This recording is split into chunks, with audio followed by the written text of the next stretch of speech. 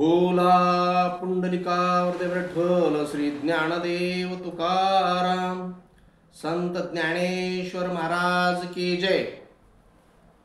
हरिपाठ विवरण या मालिकेत आपण आज हरिपाठातील जो 13वा अभंग आहे याचं विवेचन पाहणार आहोत। काय आहे हा 13वा अभंग? समाधी हरीची समसुखे विन न साधेल जाण दैत्य बुद्धी। बुद्धीचे वैभव अन्य नाही दुजे, एका केशी राजे सकळ सिद्धी।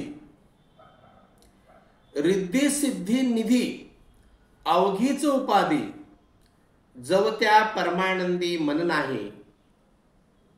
ज्ञानदेवी रम्ये रमले समाधान, हरीचे चिंतन सर्व काळ।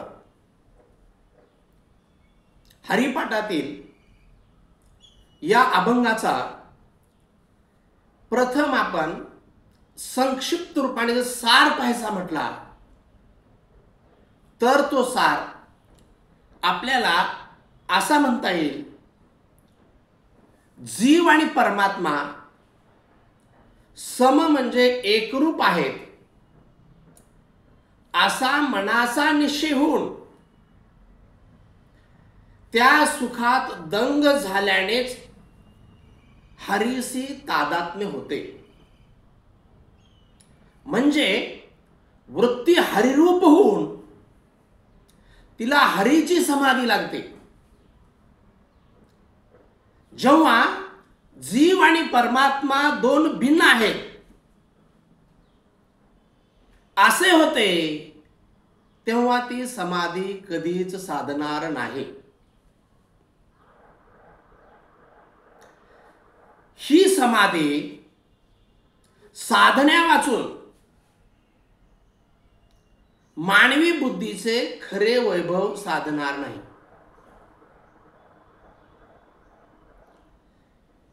एका केशी राजामुळे सर्व सिद्धी प्राप्त होतात, पण हरीच्या समाधीच्या सर्वश्रेष्ठ आनंदात जर चित्त नसेल तर इतर उपायांनी प्राप्त झालेल्या रिद्धी सिद्धीचा साठा हा जन्म मरणाला कारणीभूत होणारी उपाधी ठरते। ज्ञानदेवाच्या ठाई हे समसुखामुळे मिळणारे रम्य समाधान चिरंतर सुखाने वास करून आहे। या समसुखाची चिरंतन प्राप्ती करून देणारे हरीचे स्मरण सतत ज्ञानदेवाच्या हृदयात सुरू आहे।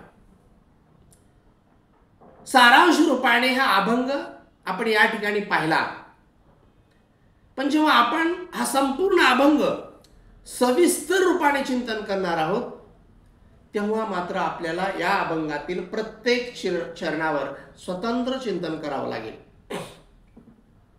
हरिपाठातील या अभंगाचं पहिलं चरण काय आहे? समाधी हरीची समसुखे विन न साधेल जाण दैत्य बुद्धी। खरं म्हणजे हा हरिपाठातील एक महत्वपूर्ण अभंग आहे।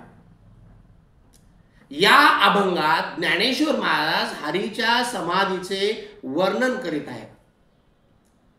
समाधी म्हणजे चित्ताचे समाधान, वृत्ती, निर्विकल्प याला समाधी, सहज समाधी, समाधी म्हणूया।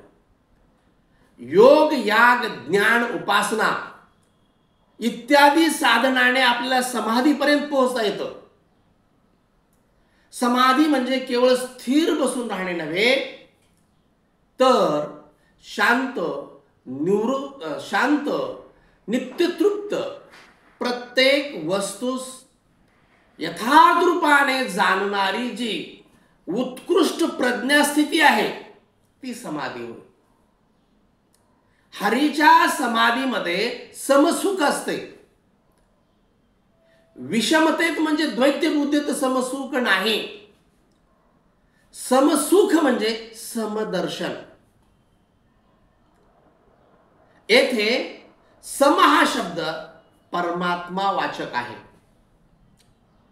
जीव आणि परमात्मा यांच्या समानतेने प्राप्त होणारे सुख हे समसुख होय. जेव्हा जीव या अवस्थेला गेला असता तो सर्व भूताच्या ठाई आत्मरूप होतो आणि मग काय त्याला सर्वत्र हरीच दिसायला लागतो. आणि मग माऊली म्हणतात एक हरी आत्म जीव शिव समा सर्वत्र हरी. भरला घनदाट हरी दिसे सर्वत्र हरी. हरी दिसे जणी वणी आत्मरूपी सर्वत्र हरी. येणे दाही दिशा आत्मराम. म्हणून ज्ञानदेव महाराज म्हणतात समाधी हरीची समसुखे विन न साधेल जाण दैत्य बुद्धी. अभंगाच्या पुढच्या चरणात माऊली सांगतात बुद्धीचे वैभव आणणे नाही तुझे एका केशी राजे सकळ सिद्धी. ही सुखात्मक समाधी प्राप्त होते. हेच बुद्धीचे खरे वैभव आहे. बुद्धीचे सामर्थ्य फार मोठे आहे. या जीवास परमात्म ज्ञान होण्याचे एकमेव साधन म्हणजे बुद्धी आहे. जोपर्यंत ही बुद्धी बहिर्मुख बनून अनेक विषयाशी संबंध ठेवते तोपर्यंत ती वैभवशाली बनत नाही. अनेक विषयाशी संबंध आला की त्या विषयाची आवडी निर्माण होते आणि विषयाची आवडी निर्माण झाली की विकार निर्माण होतात. बुद्धी विकाराच्या तावडीत सापडते आणि मग आपण म्हणतो बा विषय सेविता कोण तृप्त झाला इंधनी निवाला अग्नी कोठे. तेथे समसुखाची अनुभूती नाही.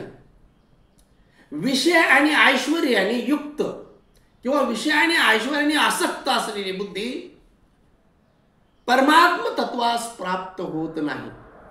ज्ञानदेव माऊली ज्ञानेश्वरीमध्ये म्हणतात तैसे दुर्लभ सद्बुद्धी जिये परमात्माची अवधी जैसी गंगेसी उदधी निरंतर.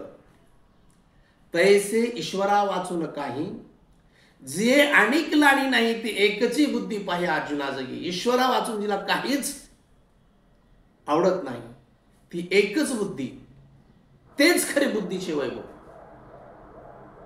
ज्ञानदेव माऊली या अभंगाच्या तिसऱ्या चरणात असं म्हणतात रिद्धी सिद्धी निधी अवघीच उपाधी जवत्या परमानंदी मन नाही. परमानंदी बुद्धी नसलेल्या रिद्धी सिद्धी साधकास बाधक ठरतात. सर्व सिद्धी परमार्थामध्ये विघ्नरूप आहेत. ज्ञानेश्वरीमध्ये माऊली म्हणतात ऐकुणी सिद्धीची कथा उल्हासू जरी माने चित्ता तरी माझे प्राप्ती तत्वता सिद्धी सर्वथा बाधक. पहा माऊली काय म्हणतात ते. पुढे माऊली असेही म्हणतात ज्यासी प्राप्त माझे निज सुख त्यासी सिद्धी तुच्छ प्राय देख न देखती जन्म मरणाचे मुख माझा पूर्ण हरिक कोदाटे. रिद्धी सिद्धीमुळे प्राप्त होणारा आनंद हा क्षणभंगूर असतो.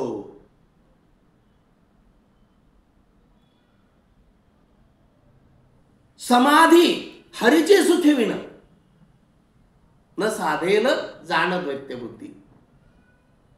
हरीच्या सुखाशिवाय इतर जे काही गोष्टी आहेत त्यामुळं दैत्य बुद्धी निर्माण होते आणि परमानंदाची प्राप्ती त्यातून होत नाही.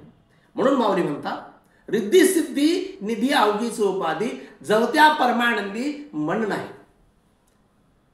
आणि अभंगाच्या शेवटच्या चरणामध्ये माऊली असं म्हणतात ज्ञानदेवी रम्य रमले समाधान हरीचे चिंतन सर्व काळ. ज्ञानेश्वर महाराज म्हणतात अत्यंत सुखप्रद असे समाधान हे माझ्या चित्ताच्या ठिकाणी रमले म्हणजे चिरंतर स्थिर झाले आहे वास करते आहे.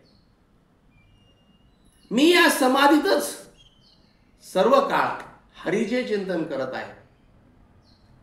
चित्त पावले आनंदा सुख समाधीते सदा म्हणता गोविंदा गोविंदा वेळोवेळा वाचेशी.